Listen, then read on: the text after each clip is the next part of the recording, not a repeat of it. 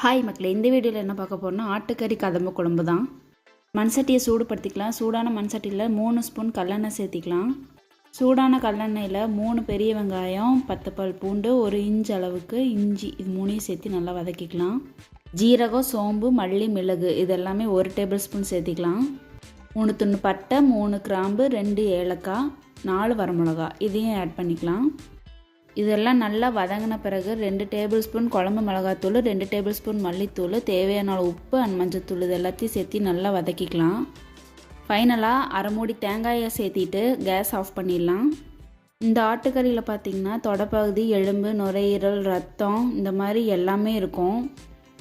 Wash பண்ண கறியில் 1/2 table spoon மஞ்சத்தூள், மிளகாத்தூள், மல்லித்தூள் எல்லாம் சேர்த்து ஆட் பண்ணி 10 விசில் விட்டு வேக வச்சுக்கலாம். மட்டன் கொழுப்பை ஆட் பண்ணி தாளித்து விட்டுக்கலாம். அடுப்பில் அரைச்ச சாந்து வேக வச்ச கறி 2ஐயும் சேர்த்திக்கலாம்.